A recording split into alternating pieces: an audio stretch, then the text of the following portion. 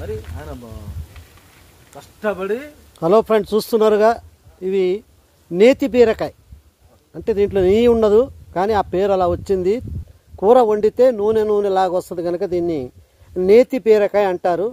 ఇది చాలామంది చేదుగుంటుంది అని తినరు, కానీ చాలా బాగుంటుంది. మేము దీన్ని కోసి వండుకొని తిన్నాం. మామూలు బీరకాయ కంటే టేస్ట్ చాలా ఉంటుంది. సేమ్ బీరకాయ కూరలానే ఉంటుంది, కానీ ఇంకా దానికంటే టేస్ట్ ఉంటుంది నేతి బీరకాయ. చాలామంది అపోహపడుతూ దీన్ని తినకుండా వదిలేస్తారు, కానీ ఈ నేతి బీరకాయ చాలా బాగుంటుంది. మామూలు పొట్లకాయ బీరకాయ లాగానే వండుకోండి దీన్ని. వేరే విధంగా ఏం పెద్ద స్పెషల్గా ఉండవలసిన అవసరం లేదు. వండేటప్పుడు కొద్దిగా పాలు వేయండి, 1 కప్పు పాలు వేసుకుంటే టేస్ట్ వస్తుంది కూర. కనుక నేతి బీరకాయని ఎక్కడ దొరికినా మీరు వదలకండి. ఇవి మంచి పండగ సమయంలో ఈ నేతి బీరకాయ తింటే చాలా మంచిదని చెప్తూ ఉంటారు పెద్దలు. కనుక ఈ నేతి బీరకాయ గింజలు కావాలన్నా మా పాత అంజనాపురం రామాలయం ముందు వీధిలో మేము ఇస్తాం. కావాలంటే వచ్చి ఇంట్రెస్ట్ ఉన్నోళ్ళు తీసుకెళ్ళగలరు.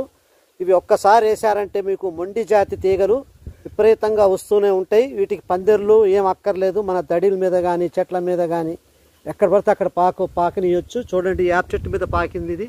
ఇప్పుడు నరుకుతున్నాం కనుక ఇవన్నీ కోసాం మేము బీరకాయలని. ఇవి నేతి బీరకాయలు అంటే. ఓకే ఫ్రెండ్స్, మీకు ఇంట్రెస్ట్ ఉన్నట్లయితే వీటిని అక్కడ దొరికితే వదలకండి. కూర వండుకొని తినండి, ఆరోగ్యానికి చాలా మంచిది. మామూలు బీరకాయ కంటే రుచిగా ఉంటాయి. ఓకే ఫ్రెండ్స్, మీకు నచ్చినట్లయితే వీడియోని షేర్ చేయండి, సబ్స్క్రైబ్ చేయండి, లైక్ చేయండి.